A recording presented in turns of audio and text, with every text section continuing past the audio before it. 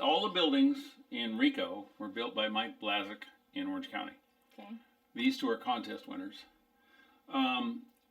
These buildings, as reasonably as possible, all these buildings represent exactly what was in Rico at the time, in the 40s. Okay. It was a piece of plywood with track and loose buildings. So what I did is I added all the details. I added all the ground cover. I changed the turnouts. I put turnout controls in. I wired it and all that kind of jazz. I added like the garden and the bridge timbers and all the river and the scenes and the junk, and basically made it look more alive. Both Dolores and Rico and Stoner, all these scenes, and Coke Ovens, are as reasonably close to prototype as possible in terms of like being museum dioramas. In other words, the accuracy of the buildings and the era and the placement is really, really important.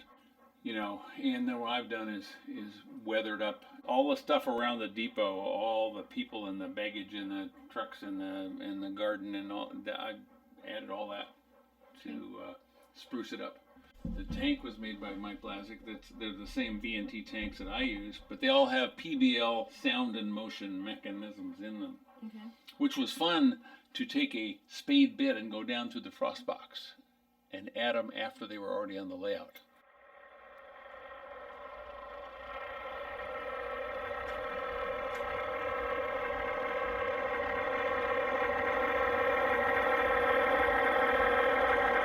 That was the station master's garden in Rico, and you can just see that those were just old posts with railroad rail. They used real small rail and early narrow gauge, 40 pounds per yard rail, and then later on now 130, 135 pound rail is what they use on modern standard gauge.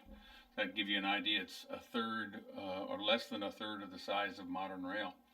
Anyway, they made a garden, probably to keep the deer out was the fence, because deer are real good at liking to eat gardens.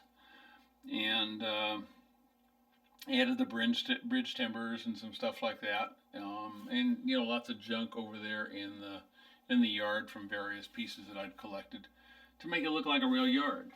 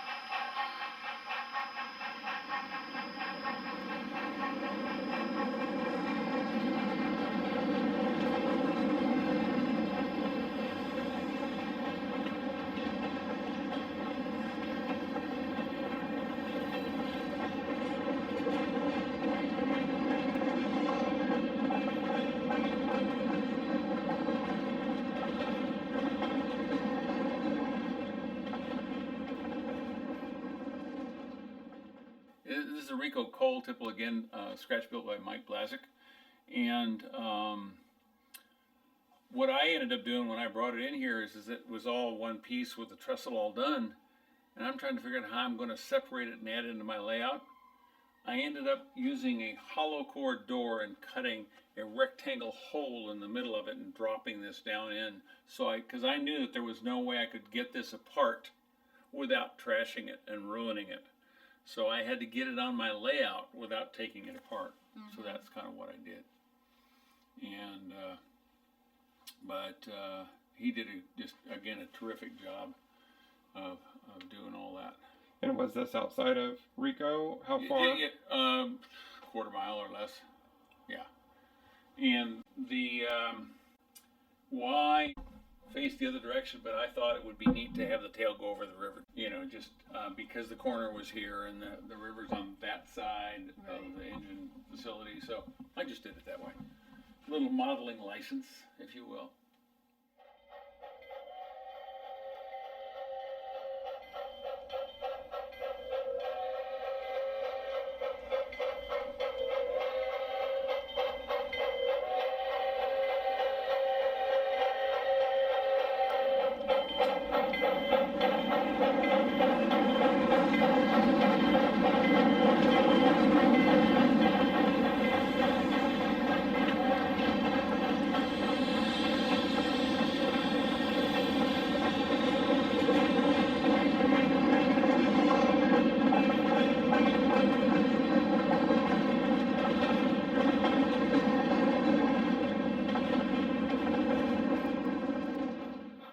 Love trains? Be sure to sign up for your free account on TracksideMotorRoading.com.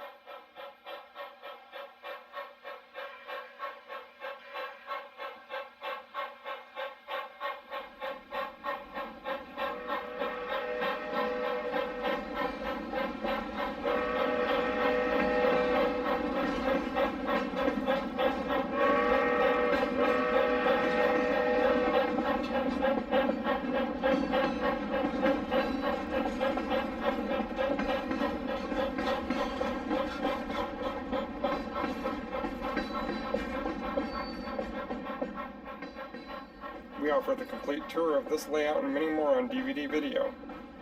Buying DVDs in the premium edition helps us to visit these great layouts to share with our readers and starts as low as $1 per month.